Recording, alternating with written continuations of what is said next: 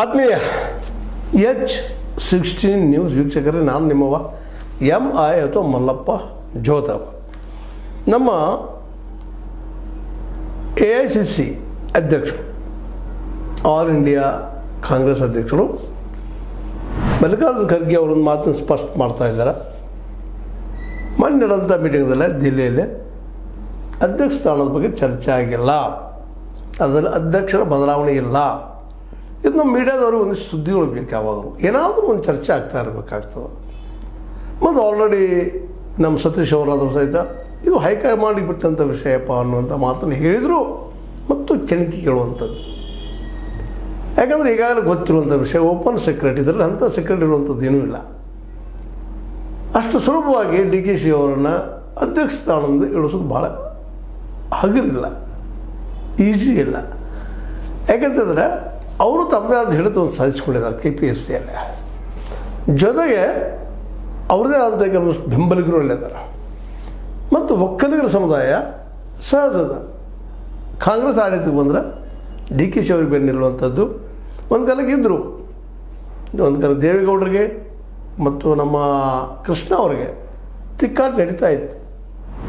ದೇವೇಗೌಡರು ನಾವು ಒಕ್ಕಲಿಗರ ನಾಯಕ ಅಂದರೆ ನಮ್ಮ SM ಕೃಷ್ಣ ಅವ್ರು ನಾನಪ್ಪ ಅಂತೇಳಿ ಕಾಂಗ್ರೆಸ್ನಲ್ಲ, ಹಂಗೆ ತಿಕ್ಕಾಟಿತ್ತು. ಇವತ್ತು ತಿಕ್ಕಾಟದ, ಇವತ್ತು HDK ಒಂದು ಕಡೆ ಇದ್ದಾರೆ, ಇನ್ನೊಂದು ಕಡೆ ನಮ್ಮ ಈ ಕೃಷ್ಣ ಅವರ ಮುದ್ದಿನ ಶಿಷ್ಯ ನಮ್ಮ DKC ಅವರಿದ್ದಾರೆ.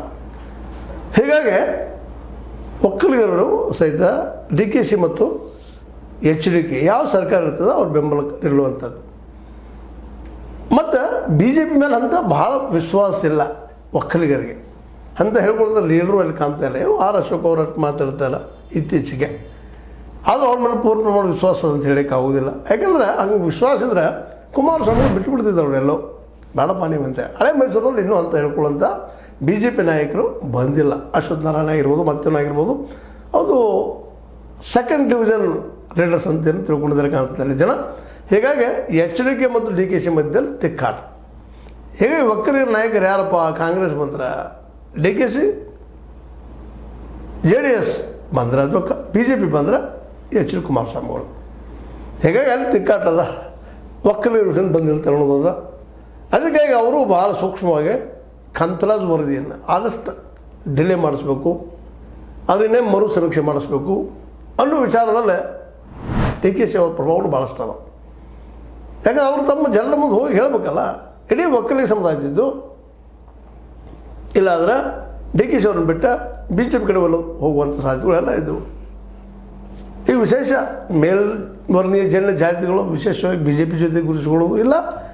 ಅಲ್ಲಿ JDS ಅದ, JDSನಲ್ಲಿ ನಮ್ಮ HD ಕುಮಾರಸ್ವಾಮಿಗಳಿದ್ದಾರೆ. ಅವರು ದೇವರು, ದೈವ, ನಂಬಿಕೆಗಳು, ಮೇಲ್ವರ್ಣೀಯರು ಹೆಂಗೆ ಬದುಕ್ತಾರೋ ಹಾಗೆ ಬದುಕುವಂಥ ಜನ ಇದ್ದಾರೆ. ಹೀಗಾಗಿ ಅಲ್ಲಿ ಈ ನಮ್ಮ ಒಕ್ಕಲಿಗರು ಅವರಲ್ಲೇ ತಮ್ಮ ನಾಯಕರನ್ನು ಕಾಣ್ತಾರೆ.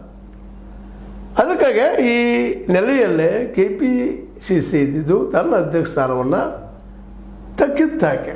ಯಾಕಂದರೆ ಒಕ್ಕಲಿಗರು ಬಲಿಷ್ಠವಾದ ಸಮುದಾಯ, ಕರ್ನಾಟಕದಲ್ಲೇ ಹೆಚ್ಚು ಮುಖ್ಯಮಂತ್ರಿಗಳನ್ನು ಪಡೆದಂಥದ್ದು, ಜೊತೆಗೆ ಪ್ರಭಾವಿ, ಅದ್ರ ಜೊತೆಗೆ ವೀರಶೈವ ಲಿಂಗಾಯತರು, ಇವೆರಡು ಕಮ್ಯುನಿಟಿಗಳನ್ನು ಎದುರು ಹಾಕ್ಕೊಳ್ಳೋದು ಅಷ್ಟು ಸುಲಭ ಇಲ್ಲ. BJPಗಾಗಲಿ, ಕಾಂಗ್ರೆಸ್ಗಾಗಲಿ, JDS ಅಂತ ಒಕ್ಕಲಿಗರ ಪಕ್ಷ ಅಂತ ಕರ್ಕೊಳ್ತಾರೆ. ಈ ಎಲ್ಲ ನೆಲೆಯಲ್ಲೇ ಕುಮಾರಸ್ವಾಮಿಗಳು ತಾವು ಒಕ್ಕಲಿಗರ ಲೀಡರ್ ಅಂತ ಹೇಳಿದರೆ DKC ಅವರು ಕಾಂಗ್ರೆಸ್ಸಿನ ಒಕ್ಕಲಿಗರ ಲೀಡರು. ಇವತ್ತು ಕಾಂಗ್ರೆಸ್ ಅಧಿಕಾರದಲ್ಲಿರೋದು. ಹೀಗಾಗಿ ಒಕ್ಕಲಿಗರೆಲ್ಲ ವಿಶೇಷ DKC ಅವರು ಹಿಂದಿರೋದ್ರಿಂದ ಅವರನ್ನು ಅಧ್ಯಕ್ಷ ಸ್ಥಾನದಿಂದ ಇಳಿಸೋದು ಭಾಳ ಕಷ್ಟ. ಇವತ್ತು ನಾವು ಸತೀಶ್ ಅವ್ರ ಬಗ್ಗೆ ಸಾಕಷ್ಟು ಮಾತಾಡ್ಬೋದು ಮತ್ತು ಅವ್ರ ವ್ಯಕ್ತಿತ್ವ ಇರ್ಬೋದು, ಇಲ್ಲಂತಲ್ಲ. ಬೆಳಗಾವಿ ಜಿಲ್ಲೆಯ ಮೇಲಂತೂ ಹಿಡಿತವನ್ನು ಸಾಧಿಸ್ಕೊಂಡಿದ್ದಾರೆ ಅವರು. ಆದರೆ ಇಡೀ ಉತ್ತರ ಕರ್ನಾಟಕದಲ್ಲಿ ಎಷ್ಟರ ಮಟ್ಟಿಗೆ ಸಾಧಿಸ್ಕೊಂಡಾರೋ ಇನ್ನೂ ಫಿಕ್ಸ್ ಆಗಿಲ್ಲ, ಗೊತ್ತಾಗಿಲ್ಲ. ಇವರಿಂದ ನಿಜವಾಗಿಯೂ 60-70 ಶಾಸಕರಿದ್ದಾರೆ BJPದು ಅಥವಾ ಕಾಂಗ್ರೆಸ್ಸಿಂದು, 50 ಶಾಸಕರಿದ್ದಾರೆ, ಅದು ಗೊತ್ತಿಲ್ಲ. ಅದು ಪ್ರಭಾವಿ ನಾಯಕರಾಗಿ ಬೆಳೆಯುವ ಪ್ರಯತ್ನ ಮಾಡ್ತಾಯಿದ್ದಾರೆ. ಅದರಲ್ಲೂ ಹಿಂದುಳಿದ ಜನಾಂಗದ ಬಗ್ಗೆ, ಅಹಿಂದ ಮೂಮೆಂಟ್ ಬಗ್ಗೆ ಭಾಳಷ್ಟು ಕಾಳಜಿ ವಹಿಸಿ ಕೆಲಸ ಮಾಡ್ತಾಯಿದ್ದಾರೆ. ಅದ್ರ ಜೊತೆಗೆ ವೈಚಾರಿಕತೆಯನ್ನು ಬೆಳೆಸ್ಕೊಳ್ತಾ ಇದ್ದಾರೆ, ಅದನ್ನು ಮಾಡ್ತಾಯಿದ್ದಾರೆ. ತಪ್ಪುಗಳು ಬೇರೆ, ಅದು ಮಾಡೋ ಕೆಲಸಗಳ ಬಗ್ಗೆ ನಾವು ಮಾತಾಡಲೇಬೇಕಾಗ್ತದೆ ಯಾವುದೋ ಸಂದರ್ಭದಲ್ಲಾದರೂ. ಈ ನೆಲೆಯಲ್ಲಿ ಸತೀಶ್ ಅವರು ಇನ್ನೂ ಬೆಳವಣಿಗೆ ಆಗಬೇಕಾಗ್ತದೆ, ಇನ್ನೂ ಹಿಡಿದು ಸಾಧಿಸಬೇಕಾಗಿದೆ ಉತ್ತರ ಕರ್ನಾಟಕದ ಮೇಲೆ. ಯಾಕಂದರೆ ಉತ್ತರ ಕರ್ನಾಟಕದ ಮೇಲೆ ಹಿಡಿದು ಸಾಧಿಸೋದು ಸುಲಭ ಇಲ್ಲ. BJP ಆಲ್ರೆಡಿ ತನ್ನ ಹಿಡಿತವನ್ನು ಸಾಧಿಸ್ಕೊಂಡದ ಉತ್ತರ ಕರ್ನಾಟಕದಲ್ಲಿ, ಅದರ ಬೆಳಗಾವಿ ಮತ್ತು ಹುಬ್ಬಳ್ಳಿ ಮೇಲೆ. ನಿಧಾನಕ್ಕೆ ಮಲ್ಲಿಕಾರ್ಜುನ ಖರ್ಗೆ ಅವ್ರನ್ನ ಸಹಿತ ಕಿತ್ತಾಕುವಷ್ಟು ಮಟ್ಟಿಗೆ ಅಲ್ಲಿ BJP ಬೆಳೆದು ನಿಂತದ.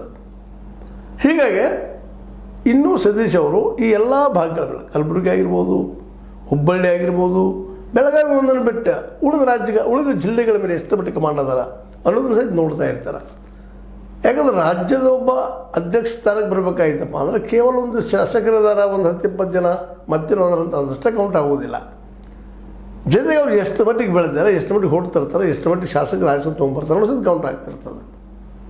ಆ ನೆಲೆಯಲ್ಲಿ ಇವತ್ತು DKC ಅವರು ಒಂದು ಹೆಜ್ಜೆ ಮುಂದಿದ್ದಾರೆ ಸತೀಶ್ ಅವ್ರಿಗಿಂತಲೂ. ಸತೀಶ್ ಅವರು ಇವತ್ತು ಏನಿದ್ರು ಪ್ರಮುಖವಾಗಿ ಕಾಣಿಸ್ಕೊಳ್ಳೋದು ಸಿದ್ದರಾಮಯ್ಯರ ಬೆಂಬಲದಿಂದಾಗಿ, ಅಹಿಂದ ಮುಮ್ಮೆಲದಿಂದಾಗಿ. ಇನ್ನೂ ಬೆಳಿಬೇಕಾಗಿದ್ದದ ಕಾಲಾವಕಾಶದ ಬೆಳೀತಾರೆ, ಇಲ್ಲಂತಲ್ಲ. ಯಾಕಂದ್ರೆ ಅವರಲ್ಲೇ ಆ ಶಕ್ತಿ ಅದ. ಆದರೆ ಇನ್ನೂ ಸ್ವಲ್ಪ ಜನ ನಂಬಬೇಕಲ್ಲ. ಉತ್ತರ ಕರ್ನಾಟಕದ ಜನ ಪೂರ್ಣವಾಗಿ ಹೌದಪ್ಪ ಇವರು ನಮ್ಮ ನಾಯಕರು ಅಂತೇಳಿ ಆ ಪ್ರಮಾಣದಲ್ಲಿಲ್ಲ. ಬೆಳಗಾವಿಯಲ್ಲಿ ಮಾತ್ರ, ಬೆಳಗಾವಿ ಜಿಲ್ಲೆಯಲ್ಲಿ ನಿಶ್ಚಿತವಾಗಿಯೂ ಇಲ್ಲಿಯ ಎಲ್ಲ ಸಮುದಾಯಗಳನ್ನು ಮೀರಿ ಬೆಳೆದಿದ್ದಾರೆ. ಅದ್ರ ಬಗ್ಗೆ ಅಂತ ಎರಡು ಮಾತೇ ಇಲ್ಲ.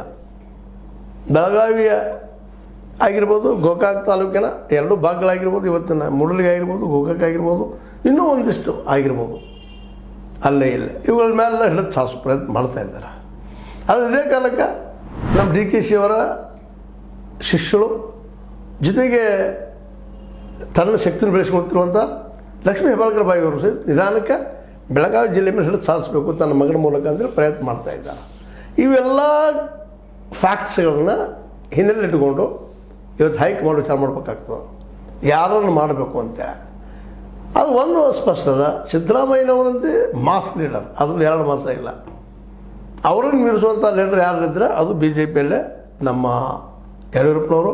ಅದು ಮೀರಿಸುವಂಥವ್ರು ನೈನ್ ಅನ್ನೋದಿಲ್ಲ ಅದನ್ನು. ಬಟ್ ಎಲ್ಲ ಪಾರ್ಟಿಯಲ್ಲಿ ಕಾಂಪಿಟೇಟರ್ ಅಂತ ಹೇಳ್ಬೋದು. ಜೊತೆಗೆ ದೇವೇಗೌಡರು, ಅವ್ರ ಮಗ HDK ಅಂತಲ್ಲ. ದೇವೇಗೌಡರದ್ದು HDK ವಿನಃ HDK ಎಂದು ದೇವೇಗೌಡರಲ್ಲ.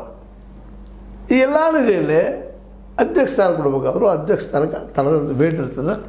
ಎರಡೂ ಕಡೆ ಜನ ಒಪ್ಪಬೇಕಾಗ್ತದೆ. ರಾಜ್ಯ ತುಂಬ ಜನ ನೋಡ್ತಾ ಇರ್ತಾರೆ ಅಂತಲ್ಲ. ಮತ್ತಲ್ಲ ದಲಿತ ಸಮುದಾಯದಿಂದ ನಮ್ಮ ಪರಮೇಶ್ವರಪ್ಪನವರಿದ್ದಾರೆ, ರಾಜಣ್ಣವರಿದ್ದಾರೆ, ಅವರೆಲ್ಲ ಇದ್ದಾರೆ ಇಲ್ಲ ಅಂತಲ್ಲ. ಅವರೆಲ್ಲರಿಗಿಂತ ಇವತ್ತು ಬೆಳಿ ಪ್ರಯತ್ನ ಮಾಡ್ತಾ ಇದ್ದಾರೆ ಸತೀಶ್ ಅವರು.